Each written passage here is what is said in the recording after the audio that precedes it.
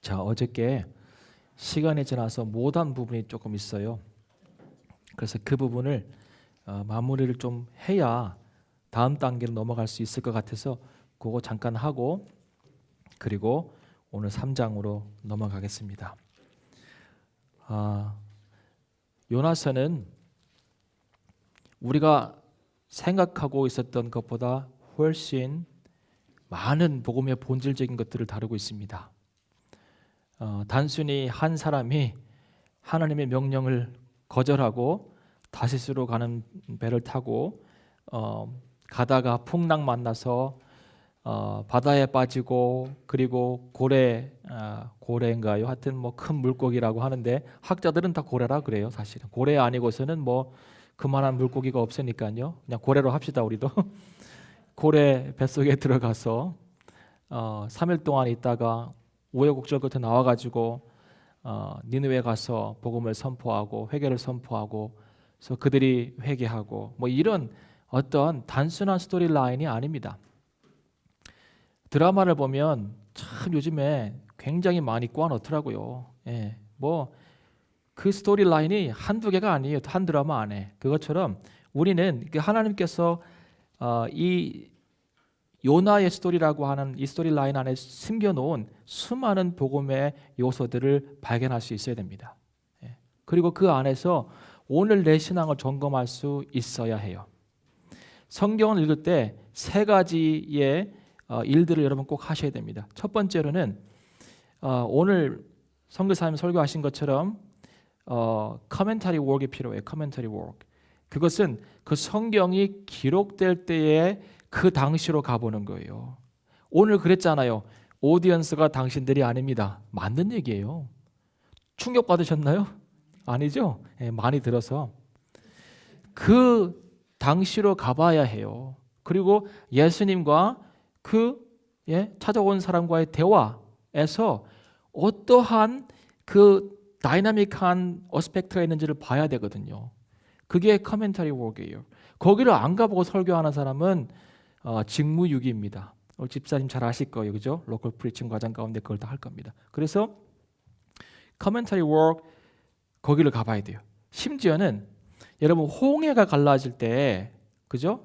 모세가 홍해가 갈라지고 있습니다. 막 이렇게 그 파피루스 적었을까요? 아니죠. 한참 뒤에 적었죠. 그러면 모세가 성경을 기록할 당시와 그 사건이 일어날 당시와도 시간 차이가 있는 거잖아요. 이것까지도 계산하고 읽어야 돼요. 하여튼 커멘터리 워크가 필요해요. 굉장히 주석적인 작업이 필요해요. 그러면 여기가 끝나느냐? 그러면 안 되죠. 해석을 해야 돼요. 그 당시에 있었던 그 사건과 그 대화와 그 이야기가 오늘날 나의 삶의 자리에서 어떤 의미를 갖냐 이 말입니다. 브로드하게 interpretation, 해석이 필요한 것이죠. 그 다음에 마지막으로는 application이에요. application. 나에게 이 말씀이 구체적으로 무엇을 요구하는가 그걸 알아야 합니다. 근데 이 작업들을 안 하니까 성경이 어려운 거예요. 목회자나 신학을 공부하는 사람들에게 의존하게 되고 그러는 것이죠. 그래서 요나서를 그런 관점으로 읽어야 하고 그런 관점으로 지금 우리가 조금씩 보고 있어요. 제가 커멘터리 워크를 여러 번 대신해서 다 했어요. 그리고 해석도 했고 적용은 여러분의 몫입니다. 적용을 잘 하셔야 돼요. 자, 그런 의미에서 이제 이 이야기 할 겁니다. 어저께 우리가 요나가 깊은 바다에서 경험했던 하나님의 은혜가 있습니다. 그것은 첫 번째 흑암 가운데서 그 창조의 하나님을 만났죠. 창조주 하나님을 만납니다. 무광층 깊은 바다 속에서 아무도 보이지 않고 아무 소리도 들리지 않는 그곳에서 하나님, 그를 창조하신 하나님, 땅과 하늘, 땅과 바다를 창조하신 하늘의 하나님을 그가 깊이 만납니다. 실존적으로 만납니다. 자, 그게 하나 있었고 또 하나는 바다의 엄청난 그 수압을 압력을 통해서 몸이 이렇게 파멸될 수밖에 없지만 그렇지 않고 생존해 있거든요. 호흡을 하고 있거든요. 하나님께서 그를 은혜의 보호막으로 감싸고 있는 것이거든요. 혼자 호흡하는 것 같지만 하나님이 호흡을 주셔서 호흡하고 있는 것입니다. 하나님께서 함께하지 않으시면 하나님의 임재의 압력에 우리는 살아남을 수가 없는 것이죠. 자, 이 두 가지를 잘 생각해 보시고 제가 질문 드릴 때에 답을 한번 생각해 보시기 바랍니다. 이 두 가지 요소, 창조주 하나님, 캄캄한 곳에서 흑암이 짙은 곳에서 창조주 하나님을 만나는 것과 하나님의 임재의 강함 때문에 내가 살아남을 수 없는 그 엄청난 강력한 하나님의 임재가 같이 맞물려 있는 곳이 어디일까요?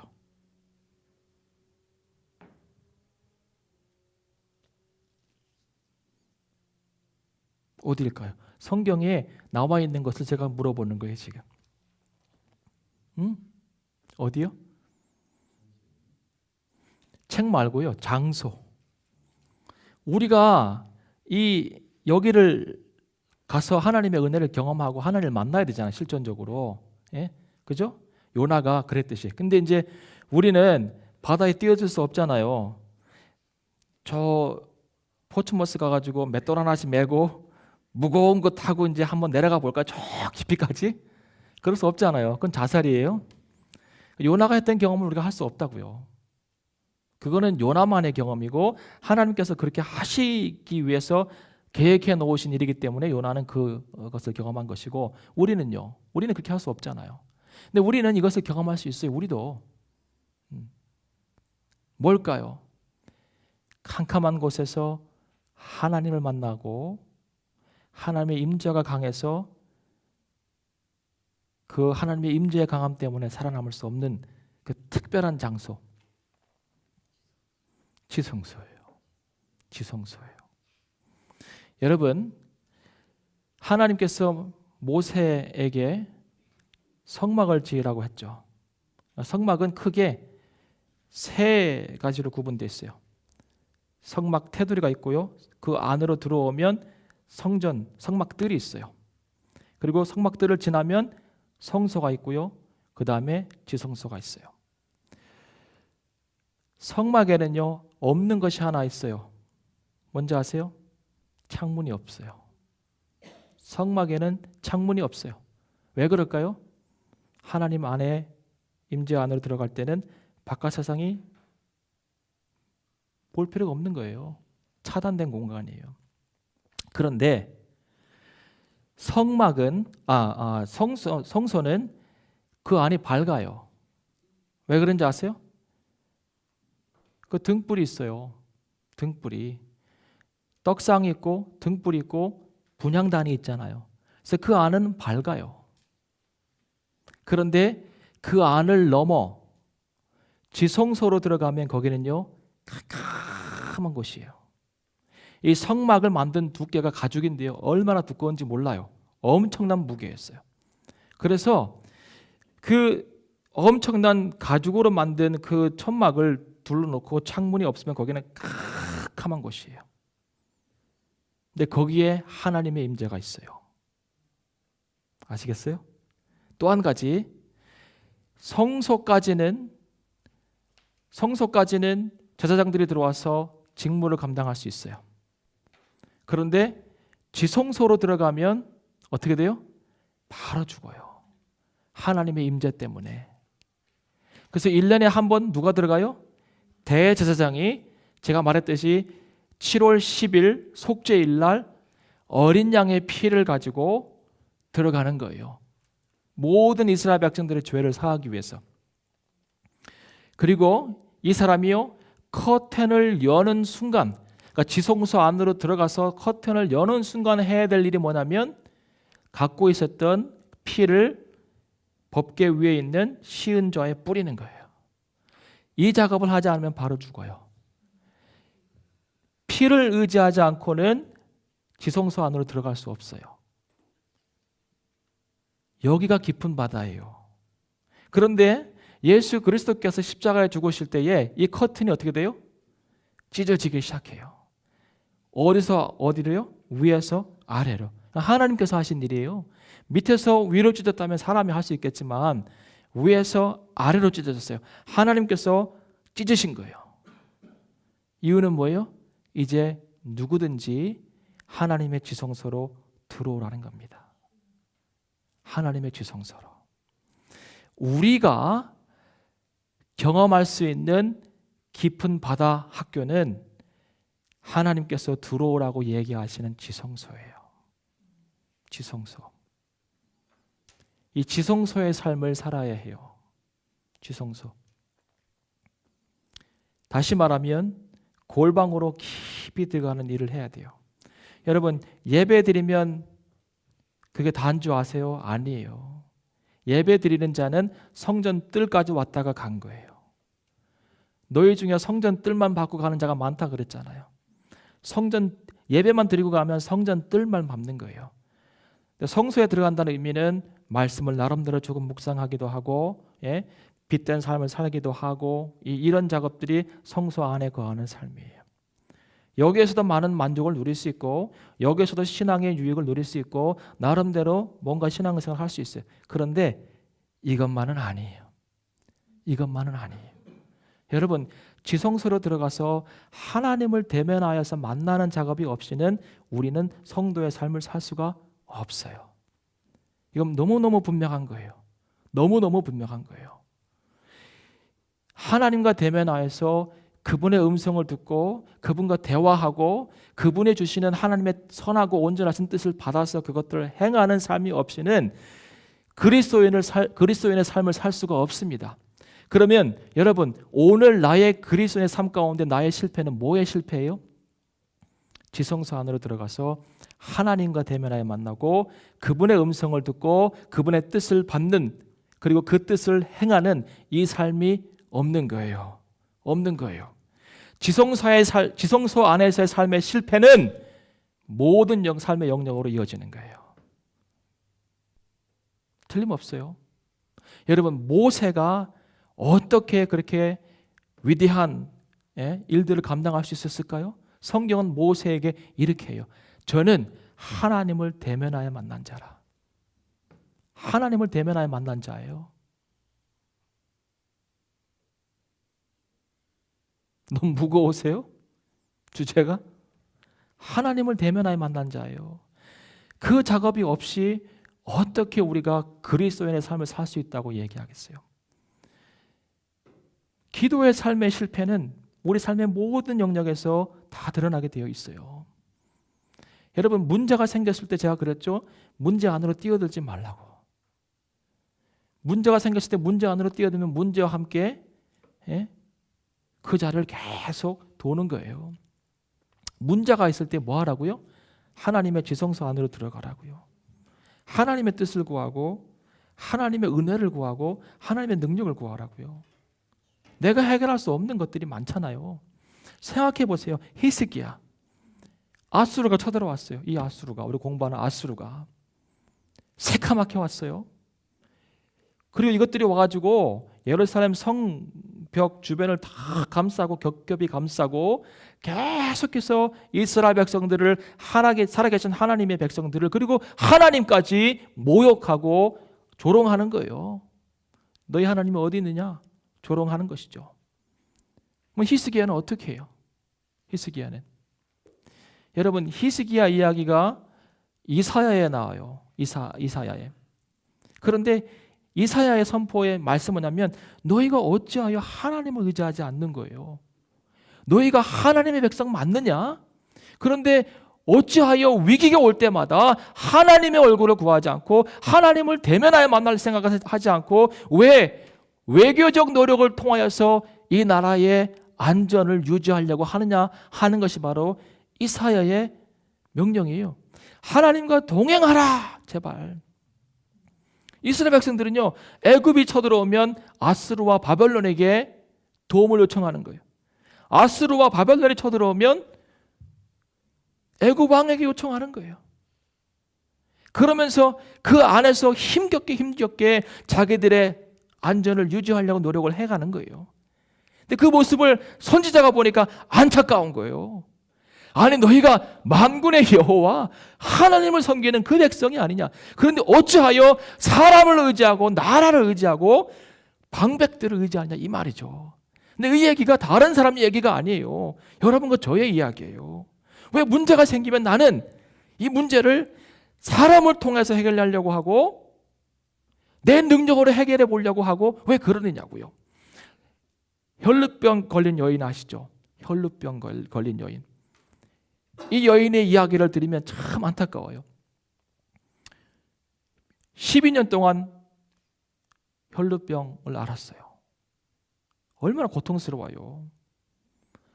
그런데 이 여인이 어느 한 날 이제는 안 되겠다 싶어서 예수님께 나아가서 그 옷자락을 만지잖아요. 근데 그러기 전에 이 여인에 대한 묘사가 쭉 나오는데 그게 뭐냐면 이 여인이요, 모든 용하다고 하는 의사들을 다 만나보는 거예요. 그리고 자기가 가진 모든 것들을 다 탕진해 버렸어요.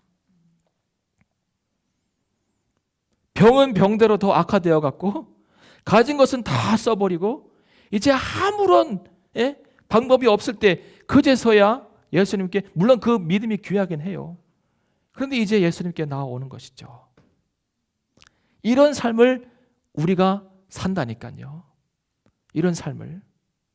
문제가 있을 때 지성소로 나아가서 그 하나님 앞에 그 문제를 아뢰고 만나고 그 하나님과의 관계 안에서 하나님을 신뢰함을 더 강하게 갖고 문제가 더 악화되어 갈지라도 그 속에서도 하나님께서 보호하심을 신뢰하고 나아가는 이 삶이 없다고요. 히스기야 보세요. 아까 제가 얘기하다 말았는데 그 사네립이라고 하는 그 아수르의 왕이 와서 막 선전포고도 하고 나오라고 하고 막 이럴 때 히스기야는요, 다른 나라 편지 보내지 않고요, 대신들을 모아가지고 회의하지도 않아요. 교회에서 회의 많이 할 필요가 없어요. 기도하고 결정해야죠. 감독에 보면 안타까운 게 그거예요. 무슨 커미티는 되게 많아요. 근데 교회는 자꾸 쇠퇴해져 가요. 그들이 갖고 있는 CPD라고 하는 그 디서플린 북은 점점 두꺼워져요. 1 있다가 이제 또 2 나왔어요. 교회를 이렇게 치리하라고 하는 북들은 점점 두꺼워지는데 영성은 떨어지고 교회는 바닥을 치고 하나님이 없다고 하는 얘기도 하고 이런다고요. 경험에 의지해서 그런 것이죠. 히스기야는 그 사네립이 보낸 편지를 하나님을 모독하고 살아계신 하나님의 백성들을 모독하는 그 편지를 들고 어찌할 수 없어서 그걸 들고 성전으로 들어가는 거예요. 어디로요? 성전으로. 무릎 꿇고 하나님 보시옵소서, 보시옵소서. 저 할례 없는 백성이 여호와를 모독하고 우리를 모독하고 있나이다. 그런데 주님 보시다시피 우리가 약합니다. 우리가 약합니다. 할 수 있는 일이 없습니다. 하나님 도와주세요. 하나님밖에 없습니다. 왜 이 일을 않고 마치 제자들 같아요. 항해를 하다가 풍랑을 만났어요. 풍랑이 막 일어나니까 자기들이 할 일을 다 해보는 것이죠. 노도 젓고 베드로 이렇게 해봐, 야고보 이렇게 해봐, 막 자기들이 뱃사람들이니까 얼마나 경험이 많겠어요. 근데 예수님이 그 배 안에 계신데 예수님을 깨우지 않아요. 처음부터 다 해보다가 내가 할 것 다 해보고 내 경험 다 써보고 안 되니까 이제 예수님 좀 도와주실래요? 왜 안 도와주세요? 이런 얘기 하는 것이죠. 왜 처음부터 들어가서 주님 이 작업을 안 했냐고요. 왜 처음부터 안 할까요? 연습이 안 돼서 그래요. 지성소 안으로 들어가서 그 하나님의 임재만으로도 세상의 모든 근심이 사라지는 이 경험들이 없어서 그래요. 들어가세요. 들어가세요. 그 다 같이 드리는 이 공중의 예배만 너무 좋아하지 마시고 오늘 찬양이 말씀이 다 좋아요. 근데 거기는 아직까지 성전뜰이에요. 성전뜰. 그러니까 모든 교회들이 이 성전뜰 작업만 막 하고 있는 거예요. 성도들에게 성소로 들어가고 지성소로 들어가서 거기에서 흑암 가운데 만난 창조주 하나님, 요나가 만난 그 창조주 하나님을 만나라 라고 얘기를 안 하잖아요. 그리고 그 하나님의 강력한 임재 안에서 내가 아무것도 아님을 느끼고 그 하나님의 위대함을 느끼고 세상에서 가장 강한 사람이 누군지 아세요? 세상에서 가장 강한 사람은 창조주 하나님을 반드시 분명히 만난 사람이에요. 나를 만드신 하나님, 나를 지으신 하나님, 나를 인도하신 하나님, 나의 인생의 주인 되신 하나님이 살아계시고 그분이 내 아버지이시고 오늘도 내 삶 가운데 살아계셔서 나를 인도하신다고 하는 그 믿음이 있는 사람이 뭐가 두렵겠어요? 두려움이 없죠. 저는요, 사드락, 메삭, 아벤느고를 보면 이 사람들이 창조주 하나님을 알았구나라고 하는 생각을 해요. 아니, 7배나 더 뜨겁게 불타고 있는 이 용광로 앞으로 사람들을 데려가는 것이죠. 아니, 평상시 같아도 막, 그 용암 같은 불이 막 이렇게 보이는데 7배나 더 세게 하니까 불이 막 확 올라오는 것이죠. 그 불을 떼던 사람이 하나 타 죽었잖아요. 그걸 보면서 이 사람들이 뭘 느꼈을까요? 야, 아닌가벼. 한번 눈 감자. 그래요? 안 그래요. 안 그래요. 이 사람들은 하나님 누군지 알아요. 나를 조성하신 하나님, 나와 함께 하신 하나님, 나를 붙드시는 하나님, 내 인생의 주인이신 하나님, 그 하나님 오늘 내 삶 가운데 살아계셔서 나를 인도해 가시는데 무엇이 없냐는 이 말이죠. 그래서 뭐라 그래요? 왕이시여, 왕이시여. 똑똑하게 얘기하잖아요. 왕이시여. 아무리 7배고 70배고 불이 뜨거워도 우리는 저 금신상 앞에 절할 수 없나이다. 우리 하나님께서, 나의 창조주신 하나님께서 나를 이 불문불에서 건져낼 줄 믿습니다. 이 고백을 하잖아요. 그리 아니하실지라도 우리는 여호와를 찬양합니다. 지금까지 지켜주시고 지금까지 인도하신 그 하나님의 은혜만으로도 나는 감사합니다. 내가 포로로 끌려와서 수많은 어려움들을 겪었지만 그때마다 삶의 굴곡마다 고비마다 나와 함께 하신 하나님을 나는 믿습니다. 그 은혜 하나만으로 나는 감사하고 그분 때문에 그 이름 위하여 그 영광 위하여 오늘 내 목숨이 산화되어서 드려진다고 한들 나는 후회가 없습니다. 창조주 하나님을 믿으면 이 고백이 나오는 것이죠. 이 고백과 믿음이 어디서 나오는지 아세요? 어디에서? 성전 뜰만 밟으면 이 믿음이 안 나와요. 틀림없어요. 성전 뜰만 밟으면. 성소 안에서 그래도 조금 남들보다 큐티도 하고 남들보다 조금 더 신앙생활을 열심히 한다고 하는 이것 가지고도 이 믿음이 생기기가 쉽지 않은 거예요. 그러니까 하나님이 요나를 깊은 바닷속으로 데려가는 거예요. 야, 요나, 너 그것 가지고는 선지자 할 수 없겠다. 네가 엘리야하고 엘리사한테 배웠다고 한들 그 배움 가지고는, 네가 가진 지식 가지고는, 네가 본 것 가지고는 안 되겠다 이 말이죠. 그래서 하나님께서 그를 아주 깊음의 바다에 쭉 끌어들이시는 거예요. 거기에서 요나를 새롭게 하시는 거예요. 이 학교가 다른 데 있지 않고요, 내가 무릎 꿇는 내 골방에서 지성소로 들어갈 수 있는 거예요. 거기서 시간을 보내는 거예요. 시간을 보내는 거예요. 여러분, 지성소로 들어가세요. 지성소로 들어가면 성전 뜰이 좀 약해도 괜찮아요. 오늘 예배가 좀 그랬어. 오늘 구역 예배가 좀 그러네. 괜찮아요. 내가 이미 하나님과 대면하여 풍성한 은혜를 누리고 있는데, 아니 바다 같은 은혜가 있는데 오늘 샘물이 조금 덜 터진다고 뭔 고민이 있겠어요? 그렇지 않겠어요? 바다 같은 넉넉한 은혜가 내 삶 가운데 있고 그분이 나와 함께 하셔서 내 백이 든든한데 문제 없어요. 당당해야 돼요. 세상을 향하여서 당당해야 돼요. 이 당당한 믿음은 지성소에서 나오는 거예요. 들어가세요. 이 작업이 끝난 다음에 하나님이요, 이제 요나 됐어. 그래서 바다 거북이를 하나 딱 준비하셔가지고 그를 싹 실어서 해변가로 데려가지 않아요. 뭔가 또 남은 게 있어요. 그것은 기도예요. 기도. 그래서 고래 뱃속으로 그를 또 인도하세요. 여러분, 고래 뱃속이 얼마나 좁을까요? 예?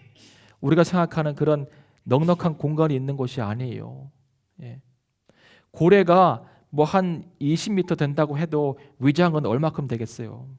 위장은 요나 하나 딱 있기에 아주 침낭 같은 크기일 수도 있어요. 그 정도의 사이즈가 고래의 위장일 거 아니에요. 그럼 거기에 침낭에서 자도 힘든데 거기서 그냥 이게 수축하고 이거 할까? 이렇게 하면 얼마나 힘들까요? 냄새 한번 생각해 보세요. 위장 안에 들어가서 고기 그냥 생선 만져도 고등어 비린내 나는데 고래가 먹은 것이 다 있는 위액이요 장난이 아니에요. 실제로요 어떤 사람이 그 고래 잡는 그 배였는데 그 배에서 떨어져 가지고 고래가 그를 삼켰어요. 그리고는 고래가 너무 불편했던지 죽어버렸어요. 그래서 고래가 떠올랐어요. 하루 만에. 실제로 있었던 일이에요. 1821년에. 그래서 고래가 떠올라 가지고 그 고래 배를 갈랐더니 이 사람이 아직도 의식이 살아있고 근데 이 사람의 피부는요 완전히 탈색이 됐어요. 왜 그런지 아세요? 위액 때문에. 고래 위액 때문에. 그런 것이에요. 근데 여기서요 너무 얼마나 힘들겠어요. 차라리 그 하나님께서 그를 끌어내려 가지고 은혜의 보호막에 감싸고 있은 깊은 바다가 나을 수도 있어요. 여기는 좁고 힘들고 냄새나고 어떻게 할 수 있는 그런 공간에 넣어놓은 거예요. 죽고 싶어도 죽을 수 없는 공간. 거기에서 요나가 드디어 뭘 하기 시작하냐면 행동으로는 무릎을 꿇을 수 없잖아요. 그런데 거기에서 마음으로 무릎을 꿇어요. 그리고 기도를 하기 시작해요. 근데요 요나의 기도를 보면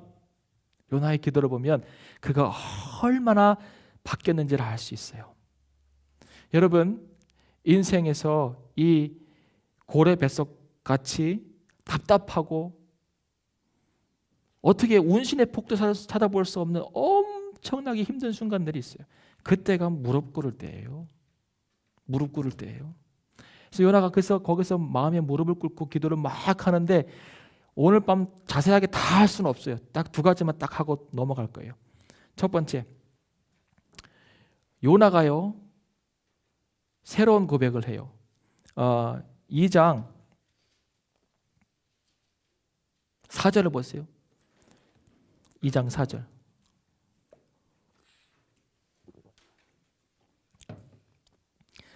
내가 말하기를 내가 주의 목전에서 쫓겨났을지라도 다시 주의 성전을 바라보겠나이다. 그래요. 내가 주의 목전에서 쫓겨났을지라도 그럼에도 불구하고 다시 주의 성전을 바라봅니다. 그래요. 놀랍잖아요. 하나님께서 그를 너는 너의 불순종으로 인해서 나의 성전 가운데 나아올 수 없고 나를 찾지 말아라고 밀어낼지라도 그러나 다시 하나님을 바라본다고 하는 얘기를 해요. 1장 3절에는 하나님께서 명령을 주셨어요. 그러나 그는 도망갔어요. 자, 이 요나의 삶 가운데 생겨난 근본적인 변화를 보시겠어요? 하나님께서 그에게 명령을 주셔서 니느웨라고 가라고 했는데 그러나 그는 도망갔어요. 그러나의 요나예요. 하나님께서 명령을 주셨을 때 그러나 도망갔어요.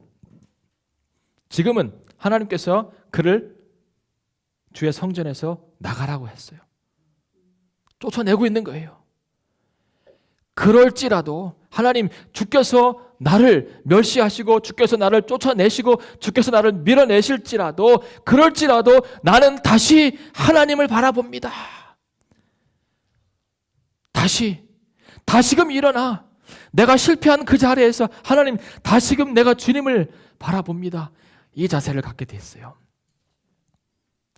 엄청난 변화죠. 여러분 그럼에도 불구하고 다시 이 믿음의 자세를 가지세요.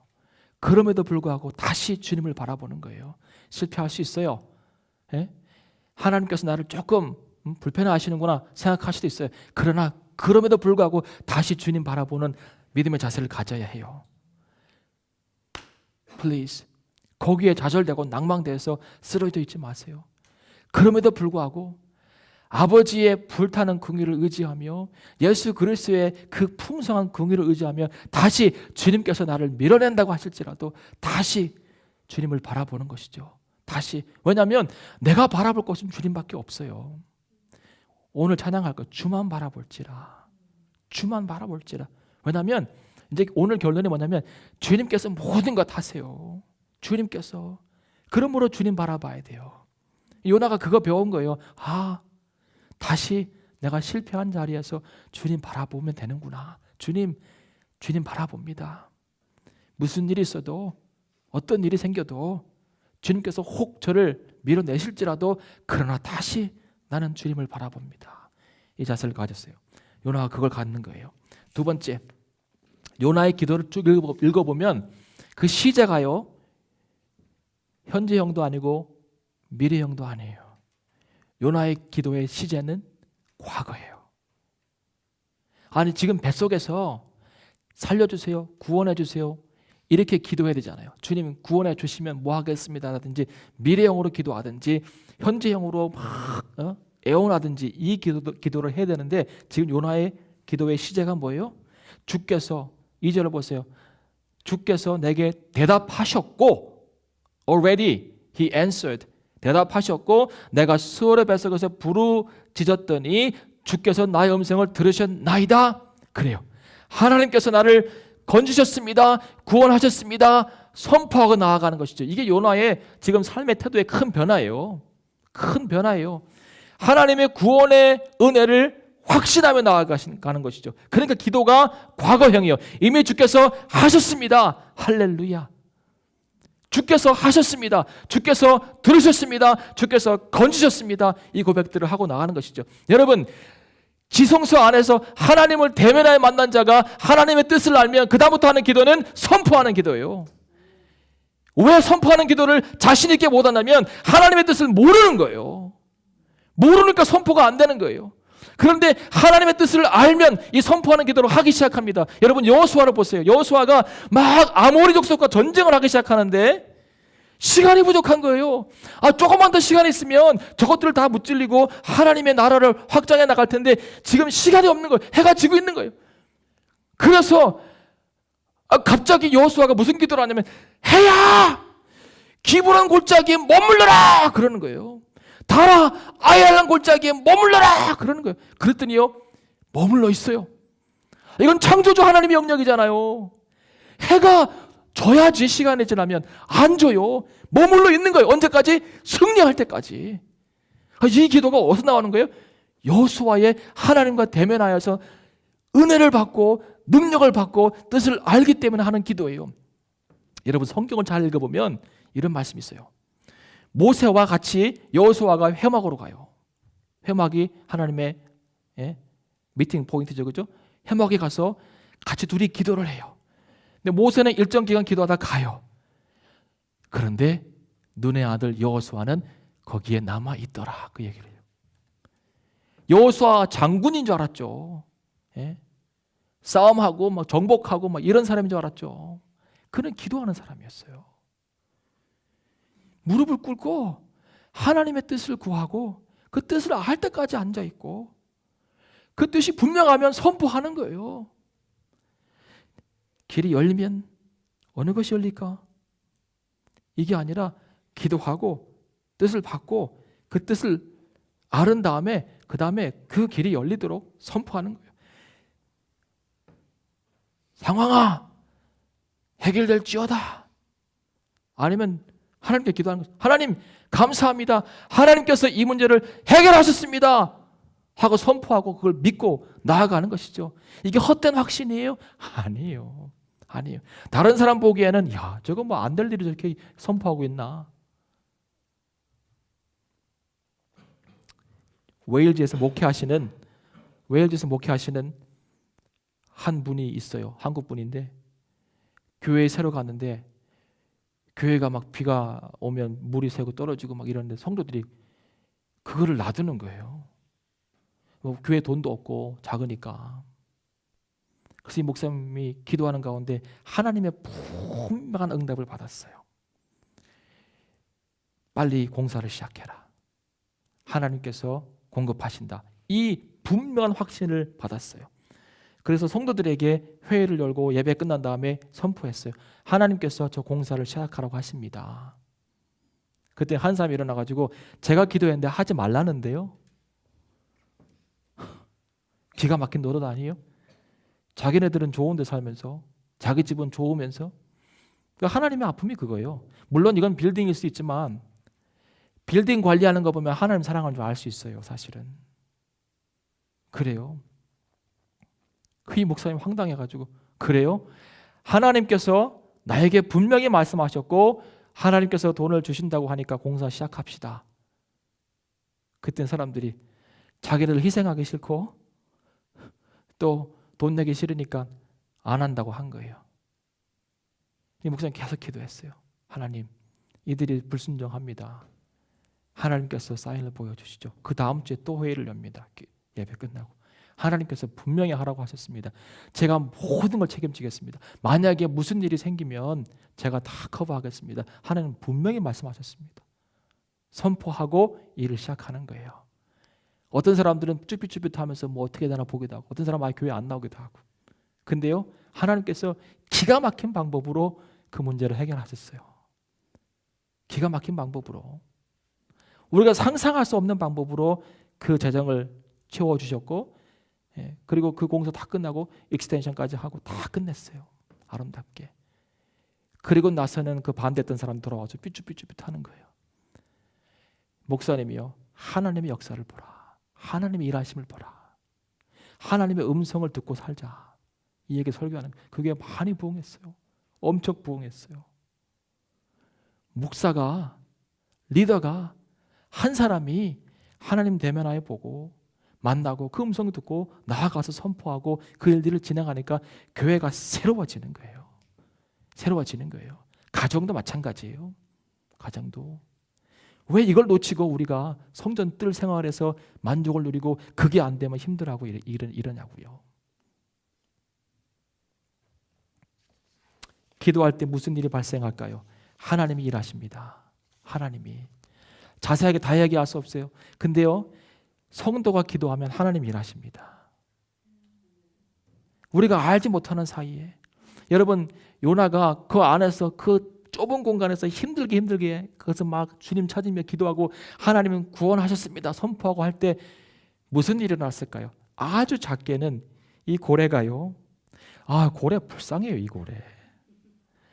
내가 이 고래라면 진짜 성질 났을 것 같아.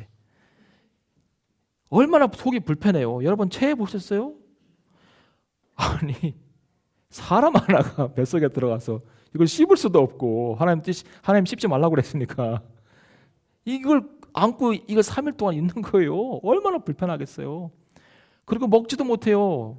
이 큰 게 하나 들어있으니까 포만감이 있어가지고. 근데 이 고래가요. 하나님 또 순종해가지고 니느웨하고 가장 가까운 해변으로 가잖아요. 그 안에서 기도하는 요나는 이 물고기가 어디로 향하는지 몰라요. 그런데 하나님은 이 물고기를 그걸로 인도하시는 거예요. 이것이 기도의 비밀이에요. 기도할 때 나는 세상에서 무슨 일이 일어나는지 전혀 몰라요. 하나님께서 무슨 일을 계획하셔서 어떤 일을 이루어 가시는지도 몰라요. 못 볼 수밖에 없어요. 나는 그렇게 캄캄한 흑암 가운데서 지성소에서 하나님만 만나고 있으니까. 그런데 일은 하나님께서 하시는 거예요. 환경을 통해서 일하세요. 환경을 통해서 하나님께서 환경을 여시고 환경들을 동원하시고 그 환경들을 통해서 일을 해 나가신다니까요. 내가 알 수 없는 방법으로 내가 상상하지 못한 방법으로 그 일들을 이루어 나가신다니까요. 내가 하나님 앞에서 그를 대면하여 만나고 기도할 때. 그러니 이 기도를 않고 어떻게 우리가 신앙생활을 잘한다고 할 수 있겠어요? 다 같이 모여서 하는 거 말고 나 혼자.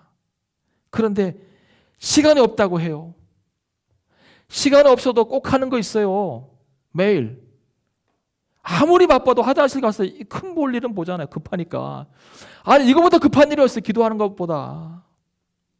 아무리 급해도 밥은 먹어요. 뛰어가면서도 먹고 기차 안에서도 먹고 이건 다 해요. 내 육신을 위해서 예? 아무리 급해도 다 하는 걸 한다고요. 근데 내 영적인 삶을 위해서 뭐가 급하다고 그걸 안 하느냐고요. 사실은 급해서 안 하는 게 아니에요. 게을러서 안 하고 이것의 중요함을 모르기 때문에 안 하는 거예요. 근데 이것만큼 중요한 게 없어요. 이것만큼 세상에서 중요한 건 없어요. 조지 뮬러 아시죠? 조지 뮬러? 조지 뮬러가 고아원을 막 이렇게 운영하고 할 때 이런 얘기 했어요. 전에는 바빠서 3시간 기도했어요. 근데 요즘에는 더 바빠져가지고 4시간 기도합니다. 그런 얘기 했어요. 바쁘니까 더 기도하는 거예요. 왜냐하면 놓칠 게 많으니까. 그럼 뭐 5만 번 기도를 응답받았잖아요. 어느 한 날 뮬러 불러요. Wait, we don't have any bread. Nothing, nothing. We don't have any flour too. No oil, nothing to bake. 그러는 거예요. Okay, don't worry. Let me ask. 기도실로 들어가는 것이죠. 기도하는 거예요. 하나님, 고아들의 아버지 되신 하나님, 오늘 우리 아이들이 먹을 게 없습니다. 공급하실 줄 믿습니다. 기도하시는 것이죠. 우리 같으면 그래요 집사님? 돈을 어디서 빌려와야 되는데 김 집사님 돈 있어요? 없어요. 어떻게? 강 집사님 없어요. 돈 좀 잘 버세요. 막 이런 거 하고 막 사람들 동원해가지고 막 연결하고 이렇게 할 거 아니에요. 기도를 한참 하고 있는데 막 불 자동차 소리가 막 나는 거예요. 저쪽에 있는 빵 공장에 불이 났어요. 기도해서 불 난 건 아니에요. 우연찮게 불이 났어요. 그리고 거기서 조금씩 탄 빵들이 고아원으로 보내졌어요. 그래서 그날 먹는 거예요. 뮬러가 그거 보면서 내가 모르고 그럴 때 아버지가 일하시는구나. 여러분 중요한 거 원리 하나 알려드릴게요. 인간관계를 많이 할 필요 없어요. 한국 사람들은 진짜 누구 만나면 막 명함 주고 제가 어디서 뭐 하는 사람인데요, 뭐 해서요, 이렇게 해서요, 이렇게 하고 있고요. 예, 기억해 주세요. 전귀천. 누구라고요? 전귀천. 왜 이따고 짓을 하는지 모르겠어요. 왜? 하나님이 하세요. 하나님이. 그분이요 전 세계 네트워크를 갖고 있어요. 전 세계적으로. 사람 의지하지 마세요. 하나님 한 분 제대로 믿으면 그분이 다 하시는데 왜 자꾸 우린 사람 통해서 막 이렇게. 어떤 후배가 전화했어요. 형님 요즘에 참 교회 가기 쉽지 않아요. 그래서 알지. 그랬더니 누가 조언해 주는데요. 페이스북이라도 열심히 하라고 그랬어요. 페이스북에 자꾸 목회하는 얘기를 좀 올려가지고 사람들이 보게끔 하고 목사님들이 보게끔 하고 막 친구 만들고 뭐 이거 하라는 거죠. 그러면 너가 인식되고 이력서 보냈을 때 이 사람 내가 아는데 이렇게 된다는 거예요. 그래서 야, 너는 하나님은 잘 아냐? 하나님은 잘 아냐? 너의 에이전시 되시고 너를 사용하시겠다고 너를 부르신 그 하나님은 네가 아냐?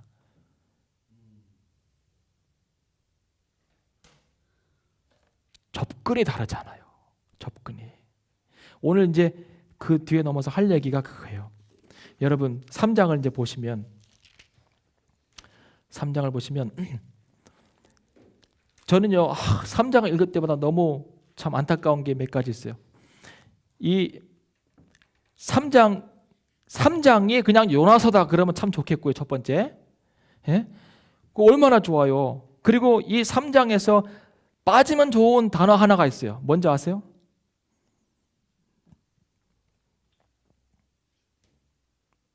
한번 얘기해 보세요. 3장에서 딱 빼고 요 단어만 빼고 3장이 요나서다 그러면 여기는 금상첨화예요. 두 번째. 할렐루야.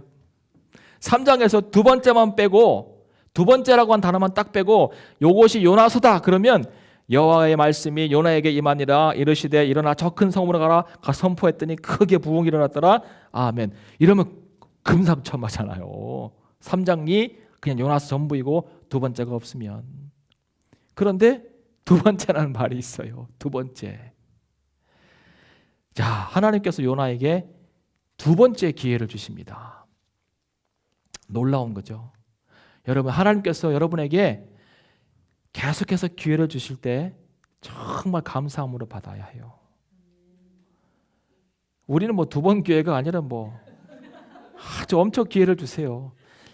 그만큼 우리가 중요하지 않은 인물이라는 거예요. 또 중요한 인물이면 1-2번의 기회는 딱 끝이에요.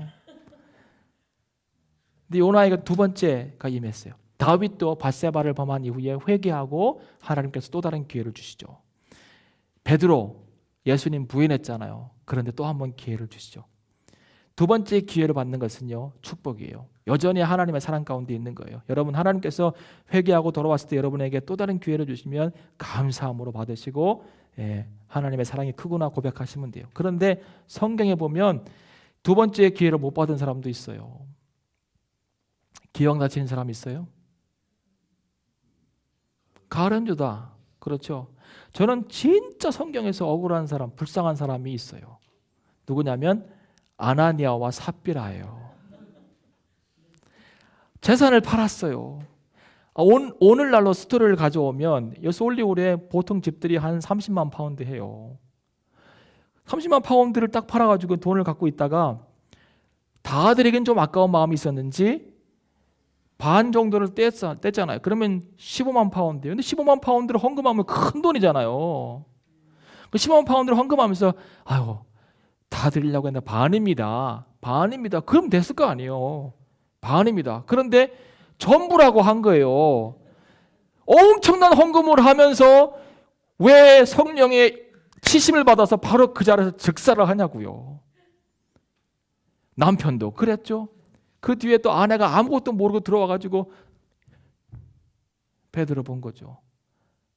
이게 전부냐 했더니 전부예요. 2번째 기회가 없었어요. 가룟 유다, 아나니아 삽비라, 아담과 하와 또 한 번 할 수 있는 기회가 없다 이 말이죠. 여러분, 롯의 쳐 보세요. 소돔이 멸망당할 때 절대로 뒤를 돌아보지 마라 했는데 열심히 도망가다가 어떻게 됐나 돌아보다가 뚝, 이게 다 마비가 좀 오면 다시 뛰면 좋을 텐데 이게 2번째 기회가 없는 게 그냥 소금 기둥이 딱 돼버린 것이죠. 오늘 하나님께서 우리가 범죄할 때 그냥 그대로 멈춰라 하고 딱 멈추면 그 현장에서 소금 기둥이 되면 범죄하는 현장은 다 보이니까 창피하고 나는 더 이상 기회가 없고 얼마나 안타까워요. 근데 하나님의 불타는 긍휼이 오늘도 우리를 붙들고 있어서 2번째 기회를 주시고 3번째 기회를 주시는 거예요. 여러분, 이번 수련회가 하나님께서 주시는 인생의 2번째 기회라고 좀 생각해 보세요. 이제는 순종해야 되겠죠? 이제는 새롭게 살아야 되겠죠? 네? 여러분, 반복되는 이 서클에서 좀 확 벗어났으면 좋겠어요. 순종하다가 또 불순종하고 불순종해서 풍랑을 만나고 풍랑 만나서 깊은 바다에 들어가고 고래배 속에 들어갔다가 이제 어쩔 수 없이 순종해가지고 좀 하다가 또 불순종해가지고 풍랑 만나고 바닷물 속에 들어갔다가 왜 이 서클이 계속 내 삶 가운데 있냐고요. 무슨 윤회도 아니고 이거 끊어내야 될 거 아니에요? 탈출해야 될 거 아니에요? 잘 들으세요. 오늘 밤에 여러분, 왜 2번째 기회를 주셨을까요? 하나님께서 왜? 하나님의 명령 안에는 항상 이중적 의미가 있어요. 첫 번째, 표면적 의미가 있어요. 그 표면적 의미는 뭐냐면 니느웨 사람들의 회개와 변화예요. 이게 표면적 의미예요. 그런데 내면적 의미는 뭐냐면 요나의 성숙과 변화와 성장이에요. 이 2가지가 있는 거예요. 하나님께서 요나야 가서 저 큰 성읍 니느웨에 가서 말씀을 선포하라고 했을 때 요나는 단지 그 성을 향하여서 선포하고 그들이 회개하는 요것만 생각하니까 도망간 거예요. 그런데 그 명령 안에는 요나를 위한 요소가 분명히 있어요. 요나를 위한 묘사가 분명히 있다. 근데 이걸 못 보니까 이 하나님의 명령의 이중적 의미를 못 깨달으니까 순종을 못하는 거예요. 2번째 기회. 여러분, 하나님이 요나에게 관심이 없고 오직 니느웨의 변화만 관심이 있었다면 풍랑 속에서 그를 돌이킬 필요가 없어요. 그래, 요나 너는 그 길로 가. 나는 이스라엘의 순종자라는 애 하나 알고 있다. 걔 사용할 거야. 이러면 끝이에요. 근데 하나님은 니느웨도 해결하셔야 되지만 요나도 해결해야 되는 거예요. 요나도.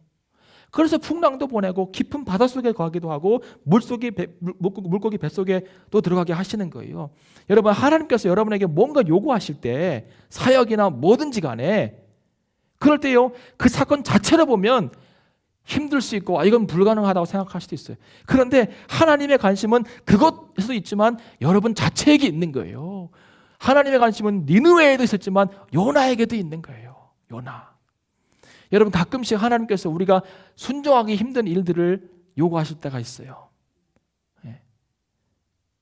그리고 어떤 사역을 막 맡길 때가 있어요. 근데 그 사역을 맡겼을 때 나는 이 일에 자신감이 없는데, 해본 적도 없는데, 능력도 없는데, 나는 경험도 없는데, 예?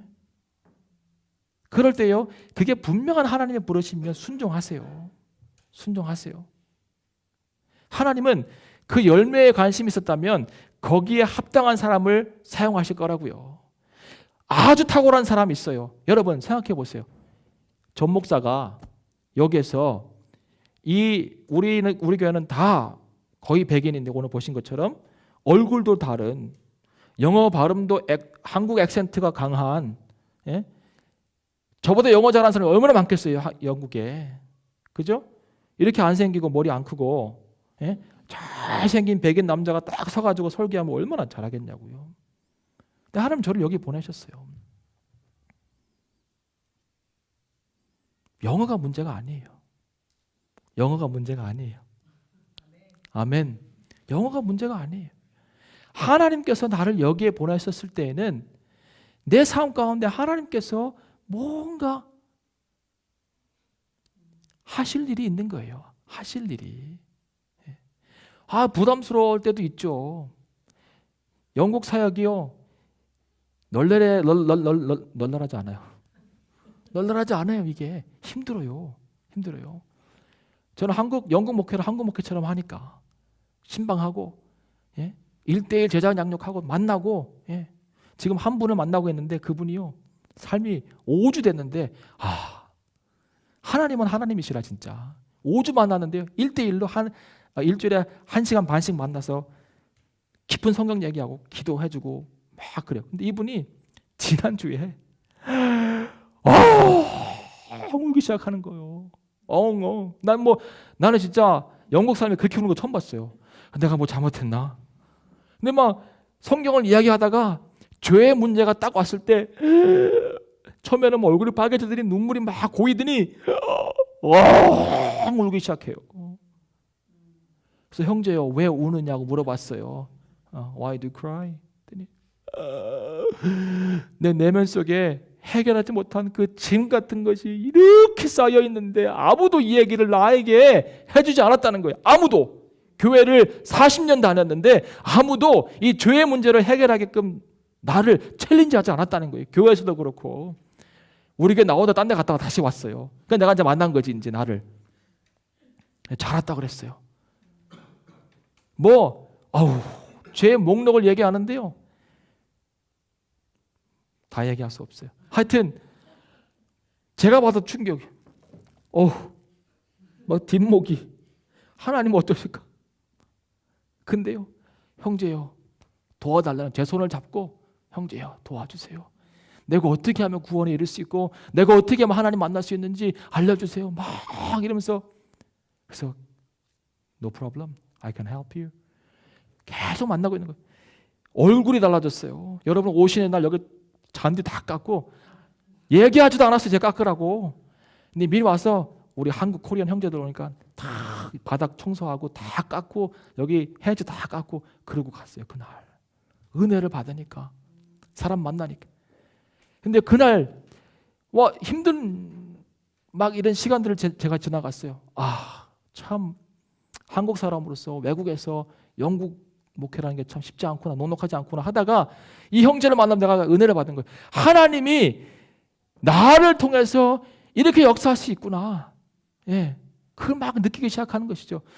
또 지난주에 막 설교 막 했는데 어떤 자매가, 처음 온 자매가 와가지고는 I have never heard this kind of sermon preaching, so powerful, so great 막 이러면서 또 격려하니까 오메, 내가 적합한가?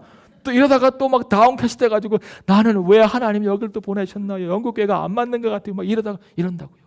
그런데 영국 교회에 할 일이 있어서 이 교회를 위해서 이 지역을 위해서 유익이 되니까 나를 보내시기도 했지만 나에게도 하나님께서 하실 일이 있어서 이 일을 맡기신 거예요. 똑같아요. 요나에도 그렇고 여러분에게도 그래요. 내 능력에 붙이는 일, 내가 할 수 없다고 생각하는 일, 그러나 하나님께서 명령을 주시고 그 일을 해보라고 말씀하실 때가 있어요. 이것은 나에게 관심 있는 거 하나님이 지금 내가 만들어낼 열매보다는 나에게 여러분에게 관심 있는 거예요. 하나님은 가끔씩 우리는 하나님은 이 매크로 레벨에서 큰 어떤 그 레벨에서만 일하신다고 생각하잖아. 그런데 아니에요. 매크로 레벨에서 하나님이 창조부터 역사를 쫙 이끌어 가시는데요. 이 마이크로 레벨에서 우리를 막 껴맞추시는 거예요. 기가 막혀요. 기가 막혀요. 마이크로 레벨에서 하나님의 뜻을 듣고 역사 속에서 쓰임받은 사람들이 있잖아요. 마틴 루터 같은 사람. 훌륭하잖아요. 예. 선지자들. 아니 그들이라고 왜 편하게 살고 싶지 않았겠어요? 선지자들이요. 아니 선포하면 돌 맞을 것을 알고 나가서 선포하는 사람이 어디 있겠어요? 그런데 하나님의 구원의 역사가 흘러갈 때 그 단계마다 시간마다 필요한 사람들이 있으니까 하나님께서 마이크로 레벨의 사람들 자꾸 이렇게 세우신다고요. 너가 마치 감독이 야구 경기를 딱 보고 있다가 다음 투수를 교체하는 것처럼 그렇게 교체해서 가신다고요. 그런데요, 사람들은 생각해요. 아, 하나님께서 이것 이루어 가시기 위해서 이 사람들을 사용하시는구나. 우리가 소모품이에요? 절대 아니에요. 절대. 그런 생각하지 마세요. 오늘 아침 설교 들었잖아요. 우리는 오브젝트가 아니에요. 우리는 서브젝트예요. 각자. 아, 너무 좋은 말씀 오늘 딱 하고 하셨어요. 역시 대가는 대가요. 나는 이렇게 5번 해야 막 조금 은혜 받을까 말까. 그 다음에 똥 한 번 하고 사람들이 very good 하고 갔잖아요. 여러분, 우리는 소모품이 아니에요. 하나님의 관심은 오늘 나에게 있어요. 자매에게, 저에게, 집사님에게, 우리 모두에게 한 사람 한 사람 하나님 관심이 있어요. 그래서 그 작은 한 사람 한 사람들을 사용하셔서 주의 일들을 해나가기 원하시는 거예요. 마이크로 레벨에서. 그래서 그 마이크로 레벨들이 잘 해나가면 하나님의 큰 구원의 매크로 레벨의 역사가 이루어져 가는 거예요. 그 현장에 여러분이 있고 내가 있는 거예요. 그 현장에 요나가 그걸 이제 깨닫고 이제 다시금 두 번째 순종해서 그 길을 가는 것이죠. 니느웨가 회개하는 그 매크로 레벨의 일들을 요나가 마이크로 레벨에서 순종함으로 그 일들을 만들어 가는 거잖아요. 놀랍잖아요. 놀랍잖아요. 하나님은 우리에게 관심이 있습니다. 자, 두 번째 기회를 받았는데 하나님의 명령이요 1장 1절과 똑같아요. 하나님은 변함이 없어요. 아, 요나 너 그래 고생했다. 그래 그 물속에서 어휴 참 고레벨 속에서 그래 좀 딴 거 하자. 통과했으니까 그러면 그래 요번에는 남유다로 갈래? 남유다로 갈래? 남유다로? 아니에요. 보세요. 요나에게 임하니라. 일어나 저 큰 성읍 느느웨로 가서 내가 내게 명한 바를 그들에게 선포. 똑같아요. 1장이랑 명령이 똑같아요. 1장 2절이랑 너는 일어나 저 큰 성읍 니느웨로 가서 그것을 쳐서 외치라. 똑같아요. 하나님은 변함이 없어요. 변함이 없어요. 하나님과의 동행은 하나님이 우리 맞추는 거 아니에요. 우리가 하나님께 맞추는 거예요. 이 연습을 해나가야 동행이 되는 것이죠. 여러분 동일한 명령이 요나에게 1장에 주어졌는데요. 3장에서 요나의 반응은 달라요. 왜요? 요나가 바뀌었기 때문이죠. 명령이 바뀐 거 아니에요. 요나가 바뀌니까 하나님의 명령이 새롭게 느껴지는 거예요. 이해하시겠어요? 이해가 돼야 돼요. 요나가 바뀌니까 니느웨도 이제 가볼 만한 땅이 된 거예요. 요나가 바뀌니까 이제 그러면 가서 어떻게 한번 선포하지? 이 생각까지도 해보는 거예요. 바뀌니까. 여러분 우리가 살고 있는 인생, 삶, 가정, 심지어는 나 자신까지 변화된 은혜의 눈으로 바라볼 수 있어야 돼요. 은혜의 눈으로. 정말 그래요. 여러분 자신도 은혜의 눈으로 바라보세요. 자기를 용서하지 못하고 자기를 미워하는 사람들 꽤 있어요. 내가 싫어요. 근데 하나님의 은혜의 눈으로 바라보세요. 여러분 하나님께서 지으신 아름다운 피조물이고요. 여러분 위해서 예수 그리스도가 죽으셨어요. 그 보배로운 피로 말미암아 여러분이 구원받고 새로운 피조물이 되었어요. 여러분 귀한 사람이에요. 귀한 사람이에요. 그 시각으로 여러분 가족도 변화된 시각으로, 은혜의 시각으로 바라보세요. 제가 이번에 유럽에 수련회에 가서 참 좋은 목사님 한 분 만났고, 그분이 이제 하는 얘기를 쭉 설교를 듣다가 어떤 예화를 던졌는데 그 얘기를 듣고는 참 충격적이었어요. 뭐냐면 아버지 엄마가 있고 고등학교 딸이 하나 있어요. 이 딸은 신앙이 너무 좋아요. 교회에서 학생회장도 하고 뭐 진짜 한국에서 그렇게 믿으면 좋은 아이 보기 힘들 정도로 정말 순수하고 믿음이 좋고 공부도 열심히 하고 뭐 어디 빠질 것 같지 않은 그런 아이였어요. 효진이 같이, 우리 주은이처럼 이렇게 예쁘고 그런 아주 딸이었어요. 교회 빠지지 않죠. 공부 열심히 하죠. 뭐 인물 참 좋죠. 이 아버지 엄마는 뭐 하는 사람이냐면 카센터를 해요. 근데 한국 카센터가 뭐 일찍 문을 닫나 보죠. 그래서 보통 12시 넘어서 1시 요 사이에 들어온대요. 근데 이 딸이 착하니까 그때까지 공부하면서 기다리고 기도하고 들어오시면 엄마 아빠 이렇게 안마하고 이제 그랬어요. 그래서 참 힘들지만 이 딸이 또 잘하는 것 보면서 격려를 받고 이렇게 이제 살아가는 그런 가정이었는데, 어느 한 날 아빠가 좀 예상보다 늦게 들어오는, 엄마 아빠가 같이 이제 카센터를 하는데 좀 늦게 들어왔어요. 1시가 넘어가고 이렇게. 그래서 얘가 공부하고 기도하고 뭐 성경책 읽고 이제 다 정리하다가 마지막에 착한 애인데 낮에 자기 친구들끼리 뭐 막 얘기했던 것을 그게 퍼뜩 기억이 난 거예요. 그게 뭐냐면 뭐 이상한 사이트에 대한 것을 이제 친구들이 막 얘기하니까 그냥 뭐 들으려고 한 게 아니라 이렇게 들려와서 들은 얘기인데 이상한 사이트가 있다더라. 막 지들끼리 막 까까까까 하니까 이제 호기심에 그거 잠깐 열었어요. 열어서 한 뭐 10초, 20초 됐을까? 했는데 아빠가 온 거예요. 그리고 문을 보니까 딸이 그런 걸 보고 있는 거야. 하나 아빠가 충격을 받았어요. 첫 번째. 그리고는 이 딸을 막 때리고, 실제적인 이야기래요. 엄청 때렸대요. 내가 너를 이렇게 키웠냐? 착한 줄 알았더니 이런 것만 보고 있구나 하면서 막 때리고 뭐 온갖 욕설을 퍼붓고, 예. 그래서 그 아이가요, 참 안타까운 일인데 그 똑똑하고 예쁘고 한 애가 정신지체가 됐어요.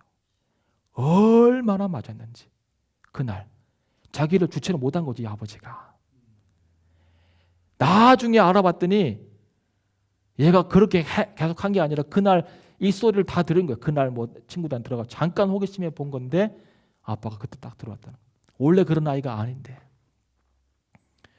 아버지 엄마가 막 오해를 하는 거죠. 내가 착한 딸을 때려서 정신지체가 되고 바보가 되어 있으니까요. 그러면서 하는 말이 뭐냐면 내가 은혜가 없어서 그 은혜의 눈으로 내 딸을 바라보지 못하고, 예? 육의 눈으로 그걸 바라봐서 내 딸을 이렇게 망쳤다고 하는. 너무 늦었어요.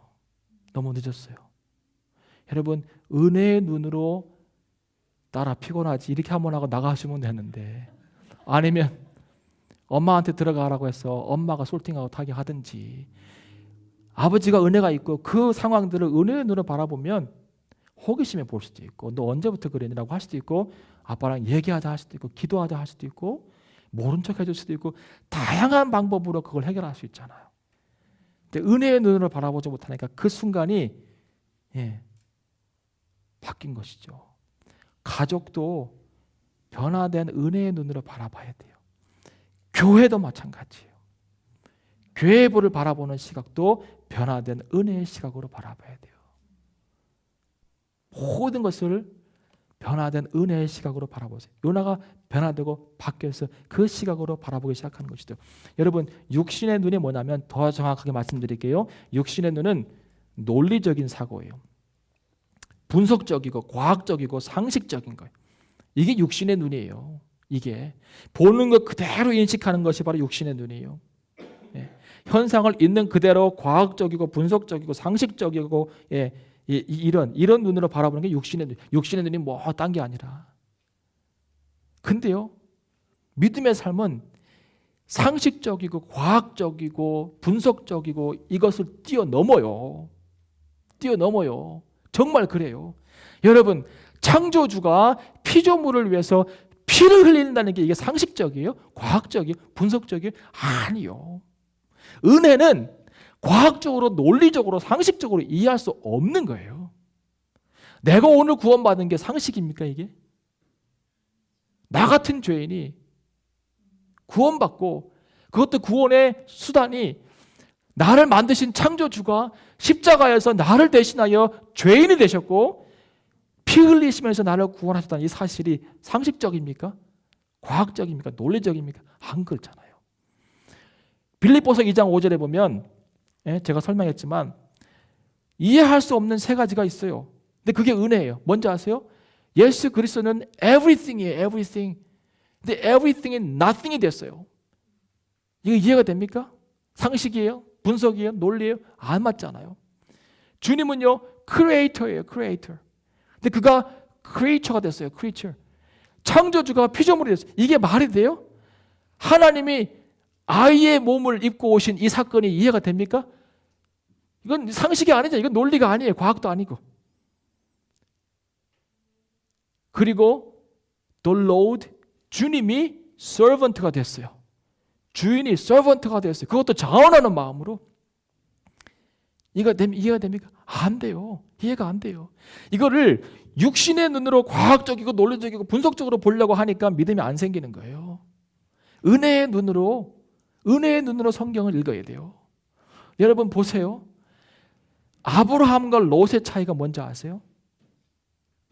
롯은 굉장히 분석적이고 과학적이고 논리적이고 이런 사람이었어요. 그래서 아브라함이 롯, if you choose this side, I will go this side. If you choose this side, I will go this side. 아브라함이 그러는 것이죠. 근데 롯이 쫙 돌아보니까 소돔 땅이 제일 좋은 거예요. 거기는 물된 동산 같아요. 가축을 키우기에는 최고예요. 그래서 글로 가는 것이죠. 분석적이고 논리적이고 저기 가야 부자가 될 수 있고 저기 가야 잘 될 수 있으니까 그 길로 가는 거예요. 아브라함은 산지로 가요. 롯은 멸망하는 땅으로 가는 거예요. 아브라함은 하나님의 은혜에 따라서 점점 가축이 풍성해지는 거예요. 모세가 12정탐꾼을 보냈어요. 여호수아와 갈렙은 똑같은 거 보고 은혜의 눈으로 그것을 바라보기 시작해요. 은혜의 눈으로 그 상황과 현상들을 분석하는 거예요. 10명의 정탐꾼들은 현상을 보면서 육신적으로 보는 거예요. 상식적이고 과학적이고 분석적이고 논리적으로 그걸 바라보기 시작하는 거예요. 그러니까 데이터가 쭉 나와요. 할 수 없다. 이거는 이 일을 할 수 없는 일이다. 계산이 나온다. 할 수 없다. 저들은 강하고 무기도 강하고 성은 잘 쌓아져 있고 우리가 그들 앞에 메뚜기다 하는 거예요. 과학적이고 분석적이고 논리적인데 자기들을 메뚜기로 만드는 이 바보 같은 사고가 육신의 눈이라고요. 아시겠어요? 그런데 여호수아와 갈렙은 똑같은 거 보고 뭔 얘기예요? 그래, 그렇지. 그렇지만 저들은 우리의 밥이라. 전능하신 여호와 하나님께서 우리와 함께 하신다는 얘기를 하잖아요. 믿음의 눈으로, 은혜의 눈으로 그걸 바라보기 시작하니까 똑같은 것을 봐도 다른 어프로치를 하기 시작하는 거예요. 이들은 스스로 자기를 메뚜기로 만들었고 이 사람들은 그들은 우리의 밥이라 올라가서 먹자 하는 거예요. 변화된 시각으로 나를, 가정을, 교회를, 내가 처하고 있는 상황을, 내 인생을 바라보라고요. 그럼 행복해요. 행복해요. 감사가 넘치고 기쁨이 넘쳐요. 이 시각으로 바라보면 우리 집사람하고 행복하지. 그래요. 또 한 가지, 결혼 잘했지. 제가 결혼 잘했죠. 행복해요. 옆 사람한테 남편에게 물어보세요. 결혼 잘했지. 그걸 말이라고 해. 말이야 뭐야? 변화된 시각으로 바라보세요. 변화된 시각으로. 그 사람 귀한 사람이에요. 귀한 사람이에요. 여러분, 사흘 동안에 걸어야 하는 큰 성이에요. 이 니느웨가 얼마나 큰 성인지 몰라요. 이제 다 했어요. 큰 성이에요. 사흘을 걸어야 해요. 사흘을. 그런데 요나 가가지고요, 외치긴 외쳤대요. 여기 보니까 외쳤대요. 예. 외쳤는데요, 아마 소리는 좀 질렀을 것 같아요. 그리고 또 안 하면 또 혼나니까 또 어디를 끌고 갈지 몰라요, 하나님이. 그러니까 겁도 있고, 그래서 이제 외치긴 외쳤어요. 그런데 정보를 자세하게 안 줘요. 너희는 멸망당한다. 그래. 40일이 지나서 멸망당하는지 언제, 그것도 없고, 회개해라 이것도 없어요. 그냥 멸망만 선포해요. 원래 정확한 선포는 뭐냐면, 너희가 돌이켜서 회개하지 않으면 여호와께서 40일 안에 너희를 심판하신다, 이 얘기를 해야 되는데, 하나님께서 심판하신다 이 얘기만 하는 거예요. 왜냐하면 그렇게 되기 원하니까. 아직도 하긴 해야 되겠고 이렇게 가서 외치는 거예요. 그런데요, 다 다니려면 3일을 해야 되니까 적어도 3일은 해야 되고, 40일 동안 유예 기간이 있으니까 40일은 선포해야 될 거 아니에요. 근데 딱 하루 해요. 딱 하루. 요나 진짜, 이런 사람이 어디 있어요 진짜. 딱 하루 해요. 딱 하루. 그런데요, 오메, 사람들이요, 그 되도 않는 선포를 듣고 회개를 하기 시작하는 거예요. 하나님, 이스라엘의 하나님 여호와여, 우리를 긍휼히 여겨주시고 구원하시고 여호와의 뜻을 돌이켜 재앙을 내리지 마시옵소서. 막 회개를 하는 거예요. 니느웨에서 주변 지역으로 막 번져가기 시작하는 거예요. 회개가 하루만 딱 했는데, 정확한 정보도 안 주고 그냥 선포를 하기 시작하는데 막 회개하기 시작하는 거예요. 더 중요한 것은, 여러분 보니까 왕도 그 얘기를 듣고, 요나가 직접 왕을 만난 것도 아니에요. 왜냐하면 요나의 부담, 마음속에 제일 부담은 왕이에요. 그렇지 않아요? 그 왕이 요나의 니느웨의 그 예언 선포 사역에서 가장 큰 걸림돌이었다고 요나는 생각했을 거예요. 그렇잖아요? 그 왕이 한번 명령하면 요나는 죽는 거니까. 그리고 아무리 이 바닥에서 회개 운동이 일어나도 왕이 확 꽂혀버리면 지금부터 회개한 자는 다 죽여버려진다. 그럼 어떻게 돼요? 끝나는 거예요. 그러니까 요나 생각에 왕은 가장 큰 걸림돌이었어요. 그런데요, 왕이 요나에게 듣지도 않고 전해서 들었는데 왕이 회개를 하는 거예요. 의복을 입고 나와서 제일 먼저 회개를 하고요, 조서를 내려서 니느웨뿐만 아니라 아수르에 있는 모든 사람들이 다 오늘부터 금식하고, 동물들도 금식하고, 동물들도 뭔지 하여튼 동물들도 금식하고 회개하면서 여호와 앞에 나아갈지니라. 혹시 여호와께서 그 재앙을 돌이켜서 우리에게 심판하지 않을 수도 있다라고 하면서 막 회개 운동을 하는 거예요. 자, 보세요. 놀라운 일이 있어요. 놀라운 일이. 요나는 왕이 자기 예언사에게 가장 큰 걸림돌이라고 생각했는데, 지금은 회개 운동이 전국적으로 퍼져가고 가장 심도 있게 회개 운동을 할 수 있는 가장 큰 동력이 됐어요. 왕이 조서를 내려서 하니까. 여러분, 오늘 내가 생각하는 걸림돌은 걸림돌이 아닐 수 있어요. 왜 이것 때문에 못한다고 생각하세요? 왜 저것 때문에 못한다고 생각하세요? Again, language. 왜 비자 때문에 이거 못한다고 생각하냐고 이 말이에요. 왜? 걸림돌이 아닐 수 있다니까요. 그것이 내 인생의, 내 삶의 동력이 될 수 있어요. 하나님이 함께 하시면, 하나님이 일해 나가기 시작하시면 걸림돌이 없어요. 걸림돌이 오히려 나를 돕는 것이 될 수 있어요. 샘물이 걸림돌이 아니에요. 집사님, 그죠? 그렇게 알고 계시고. 네. 샘물이 기도하게 하잖아요. 샘물이 기도하게 하잖아요. 네. 우리끼리만 아는 얘기죠, 뭐. 샘물이 우리를 기도하게 하잖아요. 네. 원수가요, 제가 지난번에 작년에 설교할 때 뭐 그랬어요? 원수가 있어서 내가 어디로 가는 거예요? 여호와 집으로 도망가는 거예요. 원수가요, 나를 여호와의 집으로 몰아넣는 거예요. 지금 걸림돌인 것 같아요? 삶의 동력이에요. 삶의 동력. 이걸 빨리 깨달아야 돼요. 어떤 자에게? 순종해서 그 일을 하는 자에게. 순종해서 주께서 부르심을 따라 그 길을 믿음으로 걸어가는 자에게 걸림돌은 동력으로 바뀌어요. 동력으로. 그 책이 한 권이 있어요. 구본영이라는 사람이 마지막 수업이라는 책을 썼어요. 그러니까 암 투병하면서 막 자기가 있는 모든 것을 쏟아서 이 책을 썼어요. 근데 그 책 가운데 재밌는 이야기가 있어서 소개할게요. 새가 이 바보 같은 새가 하나님께 왔어요. 그래서 새가 새 주둥이 원래 삐져나온 더 삐져나와서 뭐 이렇게 넣어가지고 하나님이 왜 그래? 하나님 왜 이 날개를 왜 주셨대요? 이 날개가 짐 같아요. 이것 때문에 뛸 수가 없어요. 더 빨리 뛰고 싶은데 막 맹수가 쫓아오는데 뛸 수가 없어요. 왜 이 짐을 나에게 붙여주셨어요? 이게 짐 같아요. 막 이러고 있는 거예요. 새가. 바보 아니에요. 바보. 하나님이 야, 내가 너에게 짐을 붙여줬겠냐? 네 날개가 짐이냐? 짐이 아니다 얘야. 너는 그것을 가지고 뭘 할지를 한번 생각해보라. 하나님 그랬어요. 그리고 어느 날 얘가 막 이렇게 뭐 뛰어도 안 되고 짐 같아. 그러다가 우연찮게 날개를 쫙 폈는데요. 바람이 불어오면서 날기 시작하는 거예요.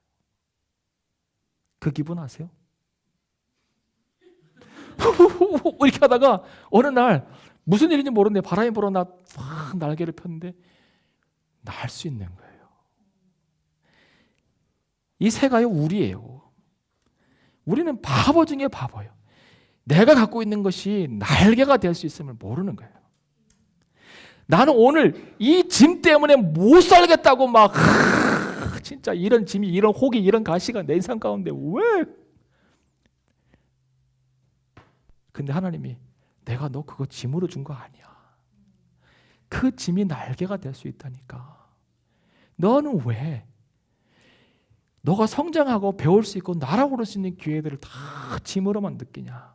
여러분 오늘 우리가 여호와 앞에서 걷고 뛰고 날아올라 주님과 비상해야 되는데 이 비상하지 못하는 이유는 내 인생 가운데 있는 모든 그 걸림돌의 요소들을 다 짐으로만 느끼고 있기 때문에 그런 거예요. 그러니까 이 사람은 이것 때문에 못하겠고 저것 때문에 못하겠고 이 사람은 기분 나빠서 못 만나겠고 같이 일도 못하겠고 이런 거예요. 매일. 여러분 하나님이 여러분에게 날개를 주셨어요. 여러분이 만나는 모든 걸림돌은 다 비상하여 날 수 있는 작고 큰 날개들이에요. 날개를 펴세요. 날개를 펴세요. 접어두었던 날개 그리고 불편해서 어떻게 할 수 없는 이 날개를 조금만 펴면 그 짐이 그 걸림돌이 원동력이 되어 날아오를 수 있는데 노력하세요. 이기세요. 새로운 시각으로 바라보세요. 요나 참 하나님의 은혜로요 엄청난 부흥을 경험했어요. 하나님의 은혜로. 그냥 단순히 그가 순종해서 니느웨 가서 한번 선포했다는 그것 자체만으로 하나님은 니느웨 땅에 예언이 선포되었으니 이제 돌이키자. 요나가 한 일은요 회개의 근거만 제공한 거예요. 그런데 하나님은 그 조그만 회개의 근거를 가지고 일하시기 시작하잖아요. 이것이 우리 하나님의 일하심의 방법이에요. 여러분 내가 오늘 조금만 하나님의 일하심의 근거만 제공하면 하나님이 마음껏 일하실 수 있는데 그 근거 자체도 제공 못하니까 하나님이 일을 못하시는 거예요. 이해하시겠어요? 네. 내 자신을 조금만 하나님께서 일하실 수 있도록 그 조그만 근거만 되어주면 일을 할 수 있는데 하나님이 그 근거를 못 되어 드리는 거예요. 그러니까 하나님이 일을 못 하시는 거죠. 얼마나 안타까워요. 얼마나. 내 자신의 이야기고 우리의 이야기고 우리의 교회들의 이야기예요. 하나님이 일하실 수 있는 아주 작은 근거라도 드리자고요. 40일 일해야 되는데 하루만 선포해도 그것 자체로 근거를 삼으시고 일하기 시작하시는 하나님이 우리 하나님이시라고요. 하나님이 일하십니다. 순종하는 자를 통하여서 조그만 근거라도 제공하는 그 사람을 통하여서 하나님이 일하기 시작하신다고요. 할렐루야. 이게 복음이지. 이게 복음이지 않아요. 가슴이 뜨거워지고 이 사람 됩시다. 이 사람 됩시다. 이 사람. 여러분 똑똑해요? 그럼 미련해요? 대답을 안 하세요. 둘 중에 하나지. 지혜로우세요? 그럼 미련한 거예요. 여러분 강하세요? 그럼 약한 거예요. 여러분 있어요? 많이? 그러면 천하고 멸시당하고 없는 사람이에요. 그런데 고린도전서 1장 27절 28절을 보세요.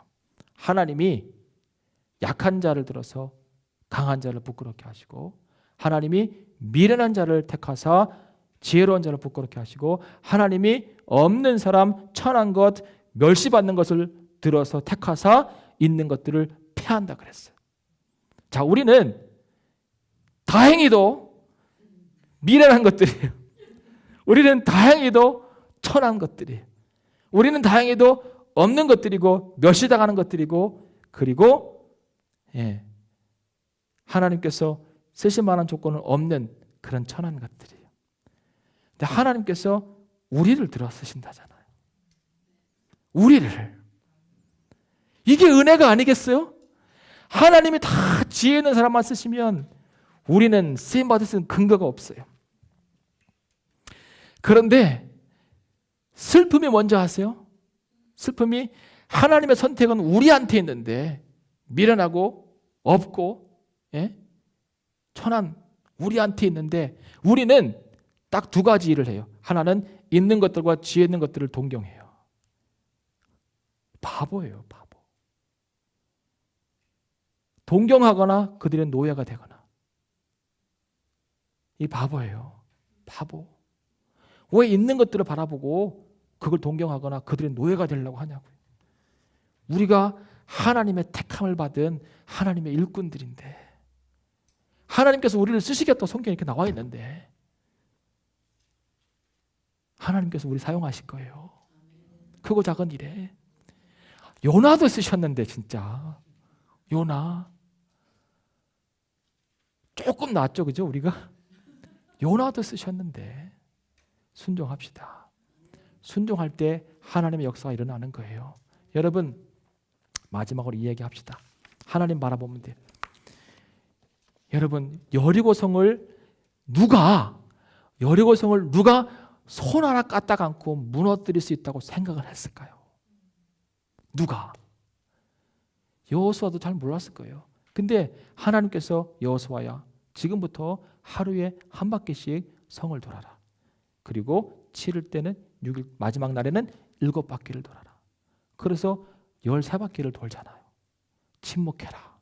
말하지 마라.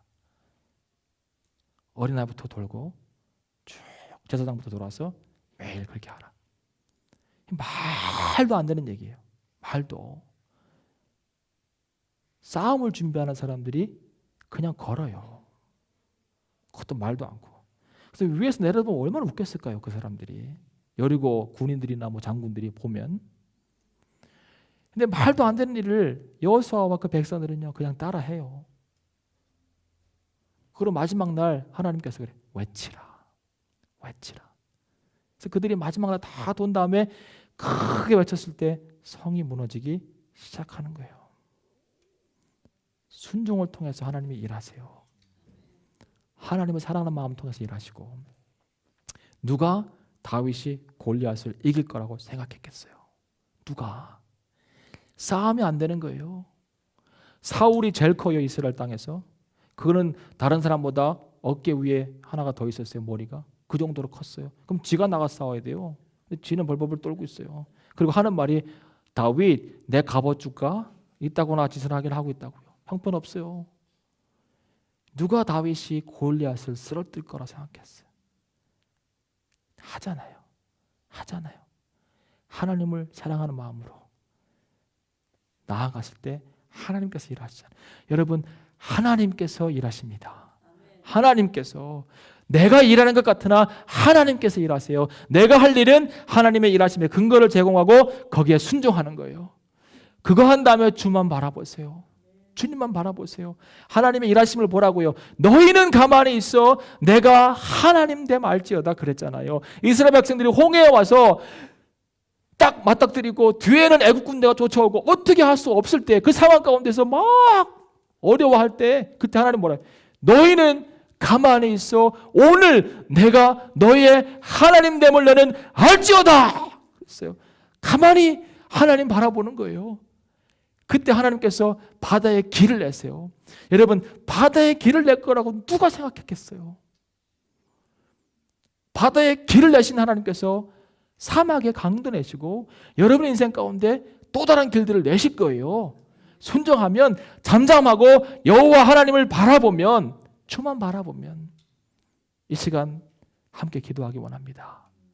주님, 내가 주님만 바라보기 원합니다. 작은 순종을 통하여서 하나님께서 얼마나 역사하시는지를 보기 원합니다. 같이 찬양하고 기도하기 원합니다. 주만 바라볼지라.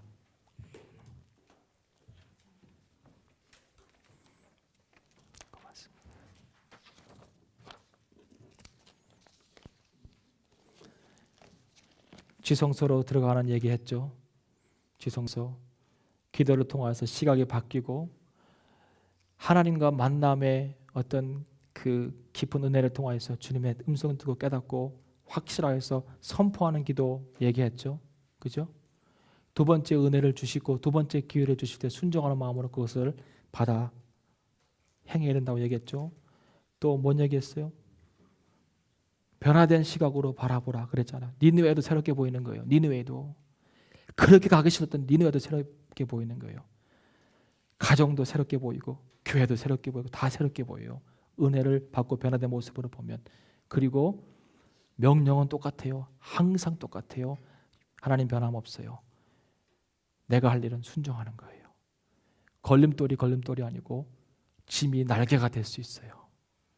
주님 안에서 순종하고 나아가면. 자, 이 말씀 기억하고 하나님 사랑을 주만 바라보세요.